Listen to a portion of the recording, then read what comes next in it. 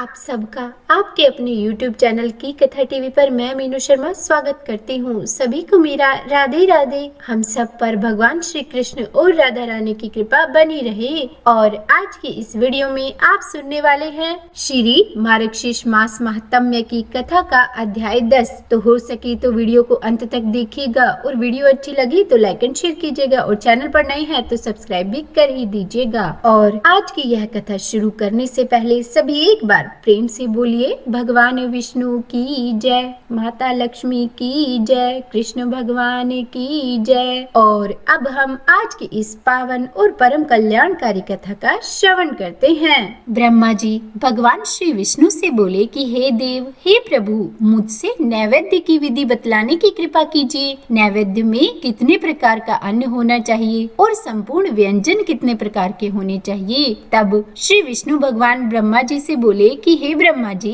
आपका यह प्रश्न मुझे अत्यंत ही प्रसन्न करने वाला है। मैं आपसे अब अन्नपान और समस्त व्यंजन आदि का वर्णन बता रहा हूँ। देखिए, सर्वप्रथम स्वर्ण का पात्र होना चाहिए और स्वर्ण के अभाव में चांदी का पात्र होना चाहिए, और अगर चांदी का अभाव हो तो पलाश का पात्र होना चाहिए। हे अनंग, ऊपर कहे हुए किसी भी पात्र में चारों तरफ सजाकर सैकड़ों कचौड़ी रखें और पात्र के बीच में नाना प्रकार के फलों के बने हुए उत्तम व्यंजन को रखें। चंद्रमा के समान प्रकाशमान शर्करा से युक्त खीर को और श्वेत कमल के समान पका हुआ चावल तथा कांच के समान प्रभाव वाले मूंग को पात्र में रखकर देवें। नाना प्रकार के व्यंजनों से पात्र में 3 पंक्ति बनाकर सजाएं और नींबू का रस, चंद्रक फल और मूल के टुकड़े को मिलाकर रखें। मेरे भोजन सामान में सैकड़ों प्रकार की चटनी सहित पदार्थ को बनावें और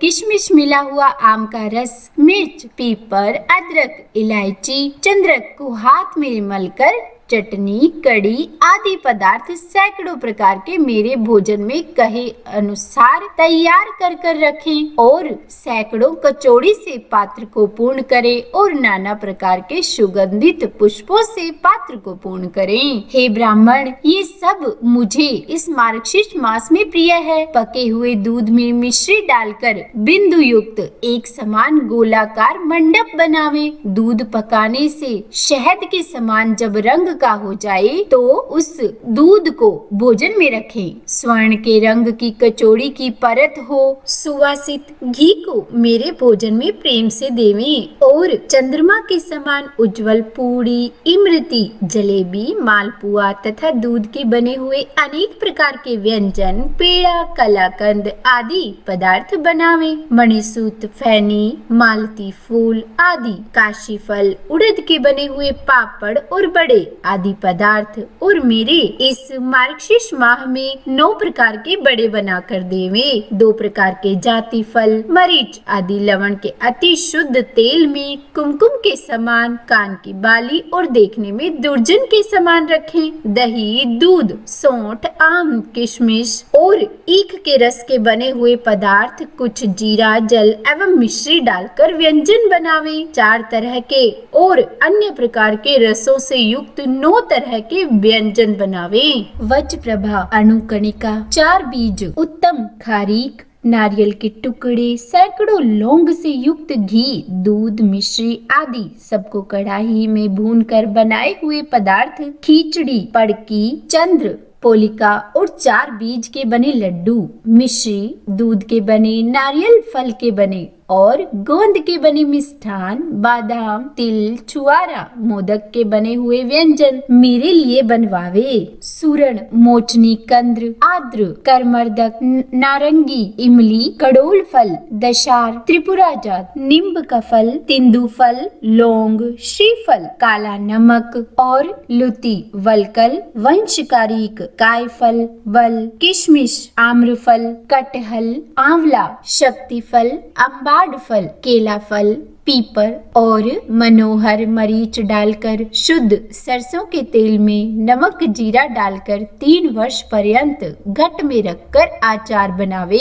हे मानव, इतने प्रकार के व्यंजन मुझको प्रिय है। मार्गशीर्ष के इस महीने में इनको बनावे। और जिसको इस प्रकार के भोजन देने का सामर्थ्य नहीं हो तो उसको ऐसा करना चाहिए। इसको आप संक्षेप में सुनिए। 1 लड्डू, 1 घेवर, 2 फैनी, 3 खजूर, 16 घी में भीगे हुए मांडा, 8 बड़े। मेरे भोजन के लिए देने वाला नरक को नहीं देखता है। 2 सेर दूध, 16 पल चंद्रमा के समान स्वच्छ खांड, 1 पल वृत, 1 पल शहद, दर्क मरीच, आधा पल सौंठ अथवा चारों वस्तु आधा आधा पल लेवें और उसको स्त्री अपने कोमल हाथों से धीरे धीरे पीसे तथा साफ वस्त्र में छानकर कपूर की धूल से वाष्पित पात्र में रखकर यह सुंदर रस वाली वस्तु जो मनुष्य बनाता है और मुझे अर्पण करता है, उस मनुष्य की समस्त कामनाओं की मैं पूर्ति करता हूँ। तो बोलिए श्री विष्णु भगवान की जय। यह था